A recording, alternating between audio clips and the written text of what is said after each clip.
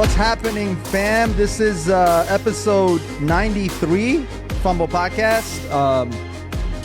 I'm back to doing the regular weeklies. I know I was a little bit irregular with my schedule. So we're going to be having our episodes out every Tuesday again from 6 a.m. Pacific time, 9 a.m. Eastern Standard Time. So I'm Pej the Maniac, your host. As you know, I got a new background. You better like it. Follow me on all social media platforms. You know where to find me. Subscribe to Podcast, of course. And as you know, I've been, for the most part, dedicating my podcast to the situation in Iran and really growing it to just human rights for all these oppressed countries, including Iran, Afghanistan, Ukraine. Unfortunately, the list is longer than it should be. I have a great guest for us today, and we have similar upbringings. He's also doing amazing things to be the voice of Iran, and he has a project called Unite and Conquer, which we're going to talk about. But I would be remiss if I didn't give him the proper intro. Iman Huschmand is the cool name he has. He was born in Koblenz, Germany, of Iranian descent. He's been an entrepreneur since the age of 16. I definitely was not an entrepreneur at 16. I was just getting in trouble. But he holds a bachelor's and dual master's in business from University of Maryland. So that's something we're talking about because that's where we both grew up. He's produced many programs for the DC Persian community in hopes of uniting them, uniting that community, and he's continued to do that. Exclusively Entertainment was in 2009, was one of his initial companies or projects that he began.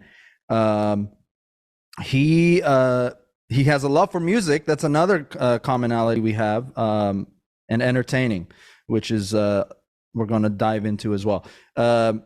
His full bio I put in the description because he contributed so much to the community that you guys have to read it for yourselves. And his latest project is, as I said, Unite and Conquer, which started in 2019. And it's now fully focused and shifted focus to being the voice of Iran after the killing of Gina Mahsa Amini, excuse me. Iman, welcome to Podcast, man. Thank you for joining me. Thank you so much, man. Appreciate you having me on the podcast. Absolutely, man. So tell me, let's start. Happy New Year. Absolutely. Yeah. Tell me a little bit about Unite and Conquer. Let's start there because that's you're rocking the hat and everything, and I know you do the IG lives and kind of bring people up to date on that. Yeah, I mean, Unite and Conquer essentially originally was more of labor of love, like a little passion thing. My main company, Exclusively Entertainment, is what I've been doing for all these years. We do like weddings and events, etc. And I just felt that I needed to do something exclusively for the Iranian community because my entertainment company in DC area was doing American events and Latin events, Arab weddings, whatever it was. It was more of an international and American focused company. And then because I was doing all these Iranian events throughout the years, I just felt like it was kind of diluting the Exclusively Entertainment brand. So in 2019, I was like, you know what, I'm going to do something just for Iranians. And it's just going to be whenever I have time. Whenever I want to do a podcast, I'll do a podcast. Whenever I want to do this, I'll do that. Like if I do a Persian concert, it'll be on here. So that's how it all began. And then pretty much right when I started the company, it's kind of like when the pandemic hit. And so I had a lot of time on my hands. So my main entertainment company was shut down, first domino to fall and the last one to get up. And so I had a lot of time to do conversations with Iranians that I found to be awesome and inspiring and motivational. And because I had a lot of connections with Iranian singers and actors and comedians, I kind of leveraged that Rolodex of guests to kind of just do as many podcasts as I could. Unfortunately, they were all sitting on their hands too. So it kind of worked out nicely to kind of get them on some long form podcast episodes. And then couldn't really do too many events. So we did a couple of live streams. We did like a 24-hour live stream during Nowruz, our Persian New Year. And, I put our DJs on live so they could play some Persian music while people are like in lockdown. So I kind of got into the online live stream part, but the whole time I was hoping that, live events will happen again. And so I moved down to Florida during the pandemic just because it was just my family was here and it's just much more open. So I started doing a couple of events here for Iranian entrepreneurs this past year. And then all of a sudden in September, when the death of Gina Massa Amini happened, I was like, Unite and Conquer was built for this, is to rally the troops together, get people, the whole community together. And I didn't know that many Iranians before September of 2022 in South Florida because I had just basically moved down here. And I was just looking for places to go protest. I didn't realize that they didn't have anyone here that was organizing. So I was like, shit, man, I've been doing events for 25 years. I have this Iranian platform, which wasn't anything big, and it still isn't anything big, but it didn't take that long to get South Floridians together because there's only like 10,000 people in all of South Florida. And then for, every single week from September, October, November, we just kept on doing these protests. We did different demonstrations. And, it was amazing, like meeting all these Iranians who were feeling the same way that you and I have been feeling, and like wanting to do something and wanting to be a part of this movement and just making sure that the voices of Iranians are being heard. And so Unite and Conquer has kind of been navigating through the pandemic and now the revolution. And really all we're trying to do is just make sure that we're elevating the voices and doing whatever that we can, whether it's live stream, whether it's local events, whether it's demonstrations, protests, performances, is to continue to bring us together and make sure that we can be the absolute loudest voice that we can be. So that's Unite and Conquer in a nutshell. That's amazing because your voice is amplified just within the states alone. You're in Miami, I'm in Sacramento, California, just to give you perspective, like opposite coasts. I saw your video on Instagram and I was like, I have to reach out to this guy because you're doing beautiful things. And it's not just us, Unite and Conquer, everyone follow. What is there a website? Is there a YouTube channel? Is there all of that? Yeah, on YouTube, Unite and Conquer. Instagram, it's at Let's Unite and Conquer. And then our website also, let'suniteandconquer.com. Perfect. Yeah, please guys go the Iranian community and non-Iranian community, because I think it's bigger than that, because Unite is not with borders. It's it's uniting people. So and that's kind of what I wanted to ask about, and it'll tie back into Unite and Conquer, is what grew your passion for wanting this to build something like this starting in 2009, because it wasn't Unite and Conquer then, but wanting that to bring the community together, because I grew up in DC like you did, and it was there's a lot of Iranians out there, and I remember as a kid, my parents were, all the Mehmonis were always at my parents' house, and it was just one of those things, like Mehmoni, by the way, means gatherings in Farsi, but all the like in the family, like just my family alone, it was just my dad always loved having guests over, and I think that stuck with me, like that mentality of just being together, and then entertaining.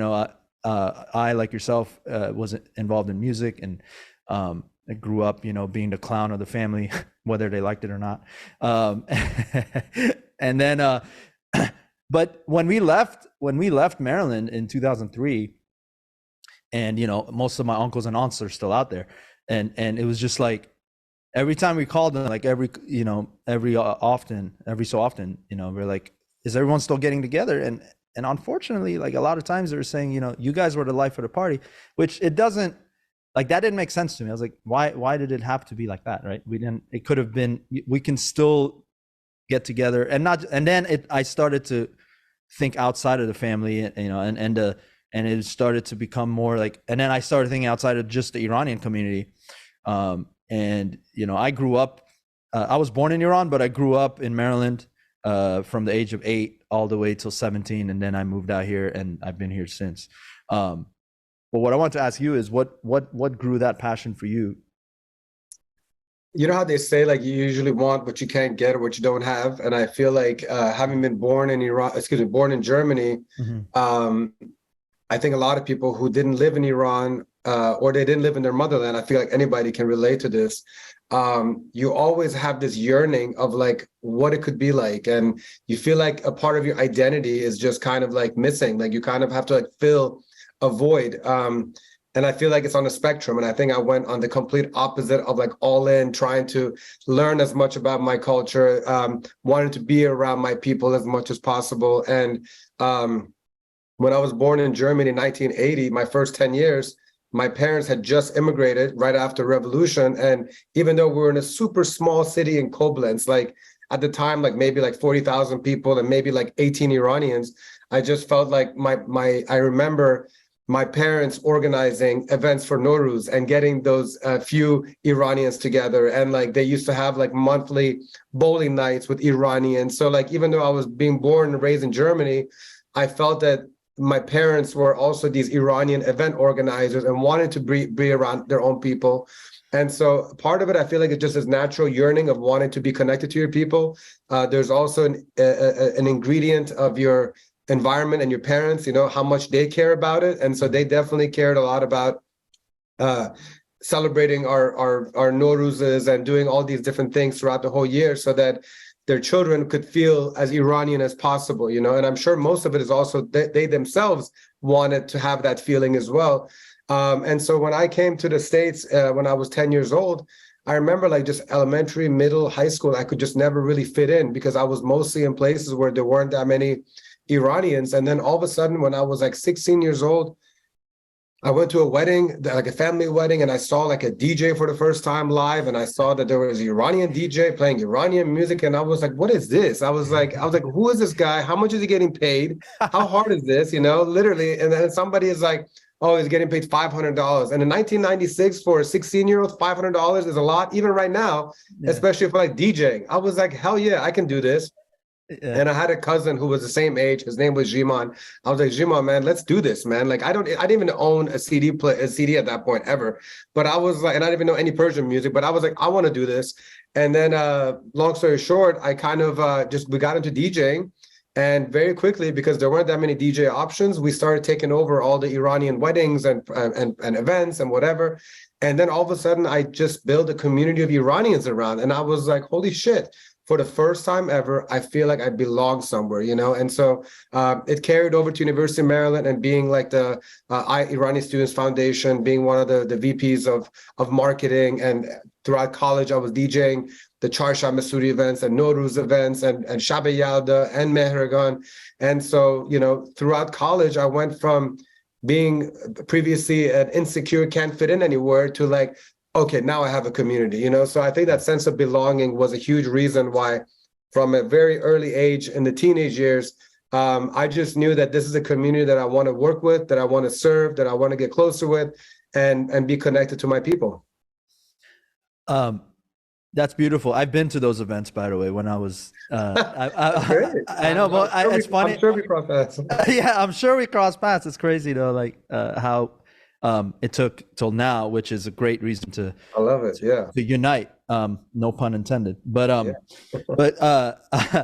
it's interesting, man, because what I want to ask you though is being born in Germany, you were born in 1980, like right after, like you're smack dab after the revolution came to a conclusion and led to this, I call it devolution because it really took us back 1,500 years, right? And the king said the same thing. Now, I'm not here advocating for the king or anything like that. It's all up to the Iranian people in Iran to choose their next government. But I feel 2023 is it adds up to number 7, and to me that's like, you know, it's a fortunate year, and I think ideally by Nowruz this year, if we can get imagine how poetic that would be, man. It's just, you know, we got 3 months.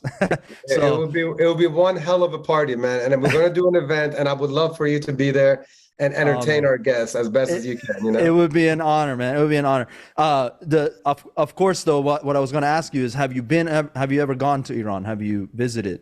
I visited one time in 2000 when I was 20 years old, right before, because I was under my dad's passport. And so if I went like another year, I would have to go to the military, and I definitely Yep. wasn't going to be doing that. So I was able to go for 2 weeks, Tehran, Shiraz, Isfahan, meet the family that I had never seen in my entire life.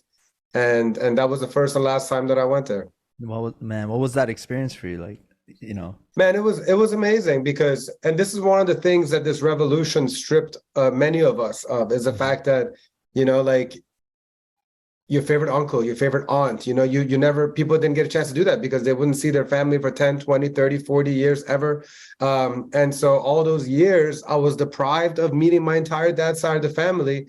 And those Nowruz calls every year, they just don't hit right when you don't even know who this person is. And you're like, I'm on the Shatori, okay, it's Happy New Year. And that's it. You talk to them once a year and you don't even want to do it because you have no connectivity with them. And that's so sad. That's like when you think about, like, when you're young, you get annoyed at those phone calls, but then when you get older, you're like, dude, that was taken away from us.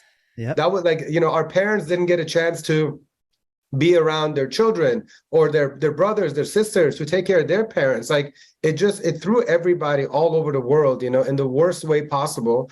And we grew up having to not be able to experience the love of our grandparents, going to their grandparents' home, like many of our parents could remember from their childhood years, all that stuff that everybody would want to have, so a lot of us, our generation, the generation after us, we didn't have that. So for me to finally have met them, it was great. I had an amazing time. For me to be able to go to Tehran, Shiraz, Isfahan, to go to Persepolis, like you always hear about Persepolis and Takht Jamshid and Siyosepol and like all this stuff. So to have actually experienced them in person, to date is the greatest trip of my life, and to have spent it with my father was a very memorable thing that I'm very grateful for. So it was awesome. That's a great trip. I unfortunately have not been back since I left. I was only 8 when I left Iran, and for me, when you're a child, like everything that's out here, like, and it's obvious, the corruption and the evil that's has been in place since 1979. I didn't really feel that as a kid, like for me, like my memories in Iran is like my grandmother making ghormeh sabzi and like, oh, that was great. Like it's just the pure things, the simple things, but that's actually what's driving this Gen Z and the women in Iran right now and the millennials and all of their supporters, it's driving them because they're going back to that purity. Like Iran's purity is love, Iran's purity is, there isn't any divide, and Iran's purity is it comes with wanting everyone to thrive. It's just a beautiful nation with so much history, that these past 43 years has no chance of trying to cover up. They can't, right? And they're proving it right now, and there's about 8 million Iranians, the diaspora outside of Iran, Iman and myself included. By the way, Iman's name translates to faith in English, which is very fitting. And I'm a little bit hip. And my last name translates to smart, which I'm not. So have faith in my non-intelligence. Well, I'm not smart either, so I have faith to take care of it. So.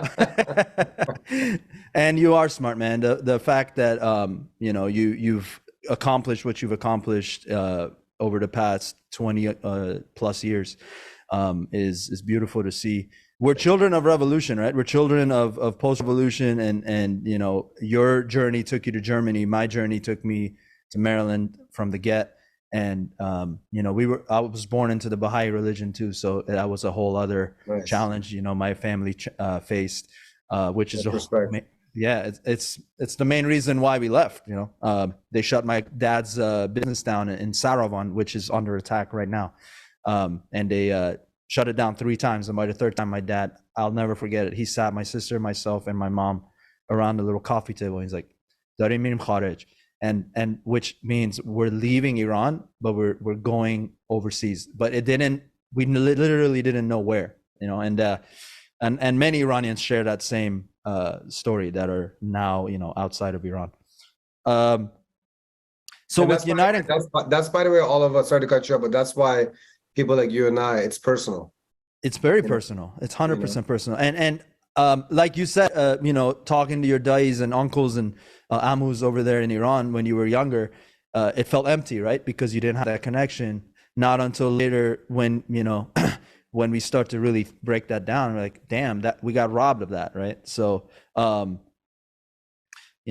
was lucky. Most of my uncles and aunts were already in the West, in Maryland. So, it allowed me to kind of have that, because I have an uncle in Iran now, and he was jailed for a while, but I was able to see him. He was able to finally he was granted a visa to come and visit his son in Virginia, and we all got to see him after a long time. Nice. But anyway, the point of all this is we're changing Iran for the better. Obviously, people inside of Iran are doing all the work. We're just trying to amplify their voice, be their voice, as is fittingly written in the background. So with Unite and Conquer, I know you have something big coming up, January 18th. So I want you to talk about that. Yeah. So, I mentioned earlier that throughout the pandemic, because we couldn't do anything, we decided to dibble dabble with live streaming and podcasts and just, creating content to reach an audience virtually. And then so that was an advantage that we had, is that we had practice in this kind of stuff. And so even though it was great to gather the South Florida community together, and, there would be like 1,000 people, 1,500 people, like it was great. But I told we have about 70 volunteers called collectively the Uniters. And I told them like about 2-3 months ago, I was like, guys, this is great. We should do it. It allows our community to heal, to connect, to just feel like they're involved. We should keep on doing it. But I need to create content that reaches a global audience. It's like, I don't feel like I'm doing enough if I'm just putting together 1,000 people in South Florida. Like, we have to leverage social media. We have to do this. I was like, I have to at least give it a shot. And the thing that came to mind was that I'm going to do originally it was going to be a 24-hour live stream, because I had done one for Nowruz the year prior. But then I kind of thought about it, and just for time and resources and really financial reasons, I was like, let me just kind of do this 12 hours. 24 hours might be overwhelming for my team, that I would have to drag down with me during this type of stress. And so we did a 12-hour live stream called the Live Stream Rally for Iran. And it was on November 11th. And I just realized that for English-speaking Iranians, we didn't have like a home to talk about what's going on, and you could see here and there were great influencers and people that were doing great things to kind of spread the word, but we were all scattered all over. I was like, I'm going to go get together the 30 to 40, the best people that I can, that have loud voices, so that we can shine a spotlight on them, showing what they're putting a spotlight on, so just kind of bringing everybody on stage that has had their own stage, but on one virtual stage. So we came up with that, and we did the 12-hour live stream, and it was amazing. It got really positive, overwhelming response. And I was like, okay, so there's the proof of concept. Now we got to do more. What's more? I was like, we got to do either this more often, or we got to do something similar, but I'm creating something online, and we got to do something. And we came up with Countdown to Freedom in Iran, which is going to be a weekly online series every Wednesday night starting January 18th. And it's about 2 hours of programming, where this time we're just going to have like one guest per episode, where we go 30-40 minutes deep into big things that they're doing, and really just going after creme de la creme individuals that are really, really spending day and night amplifying the voice of Iranians, or in some shape or form making a positive impact in the revolution, and just kind of like picking their brain and seeing what they're doing. We're going to spotlight awesome people that are protest organizers around the world, or if somebody is doing something very cool that's bringing awareness in their city and their country, we're going to bring them on for a few minutes. We're going to have latest news and updates. As you know, every day there's something new happening, so that our viewers can at least once a week at the very minimum, I'll tell you why once a week a minimum, kind of get up to speed, and just kind of like get like the funneled down version of like the best news of the past week, And then also, of course, we're going to honor the victims. We're also going to be able to spread the names of individuals that might be at high risk for execution. As you know, like the way that it works right now is that if the government sees that certain names are being spread all over the world, there's literally a lower risk of them possibly being executed, so it really works. And anybody that doesn't think that sharing an IG story doesn't work or sharing a hashtag doesn't work, you are deeply mistaken, and you need to get off the sideline and you need to join us, because every one of our voices will help save as many lives as we can possibly imagine. So essentially, that's what we're going to be doing, every Wednesday. That's literally like my personal commitment and my capacity, but I'm hoping that with advertisers, with sponsors, we'll be able to afford to produce more episodes. I'm willing to donate all my time and do 5 days a week, and I don't know if a lot of people know or not, but first of all, I highly recommend this new documentary that came out a couple months ago called Hostages on HBO Plus. It's a 4-part series about what happened in 79. Have you seen it yet? I have not seen that yet, but I highly recommend it. It's incredible documentary. Great interviews with people from all sides of that revolution, including the people that took the hostages, including left, right, like it's phenomenally done. I learned so much from that, and it was just ironic to be watching that in September while the revolution of now was happening. So they didn't make it, because of this. It was already created like last year. It just, the timing is insane. But Nightline with Ted Koppel was created as a result of the 1982 hostage crisis, where when things were kind of like really coming to a head in America, and like everybody was wondering what's happening to these 55 hostages, they started this nightly thing where Ted Koppel would come on every single night and doing interviews with journalists all over the world and giving updates of what's happening. And it was all eyes glued on that. And 43 years later, that show still exists, obviously not Ted Koppel.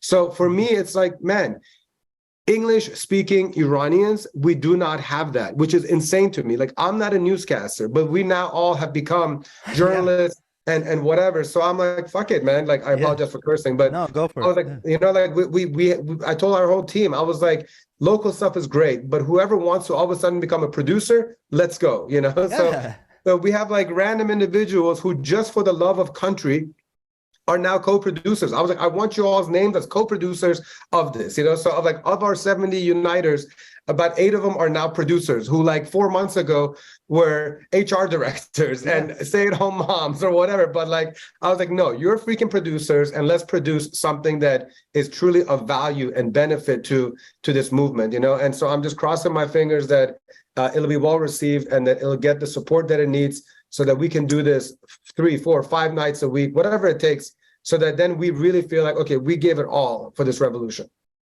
That is an amazing project. And if there's anything I can do to help even put more eyes on it, I mean, obviously here at a podcast, but you're already doing it, man. Thank you. I want to do more. I want to, I feel like, I think one of the beautiful things about that's come out of this dark period in Iran history is the Iranian people inside and outside of Iran have never been more united, right? True. And it's reminded us again that the purity in all of us, that before we are any religion, before we have any cultural differences, before we have any habitual differences, we're all human beings, man.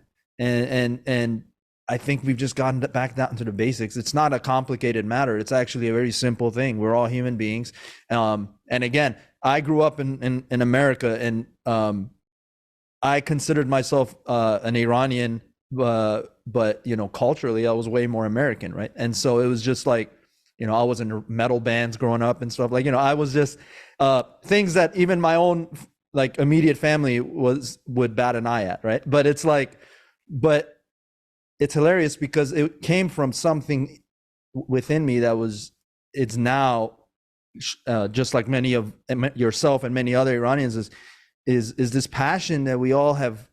There's like a fire lit under all of our asses to do something, right? It's just like, because it's simplified. The Islamic Republic regime, which I do stand up and I call it Mislam because it's not even Islam, but it's like it's black or white. They're killing anyone that questions any part of their terrorist organization.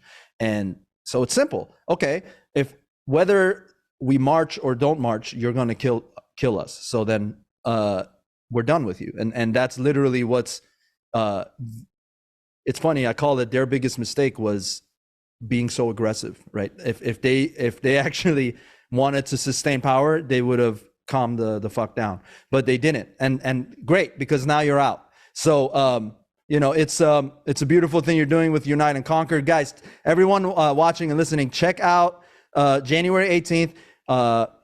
Hopefully we get enough eyes on it, and it's going to grow. I think because you have pure intent, people are going to fuck with it, and they're going to want to hit it up every week, and 5 days a week, like you said, eventually. So go ahead and plug your channels one more time. I promised you 30 minutes. I don't want to go past that. So no, I'm good, but thank you. I appreciate it. On YouTube, it's Unite and Conquer. Mm-hmm. Instagram at Let's Unite and Conquer. If you want to follow me on my Instagram at Iman Huschmand.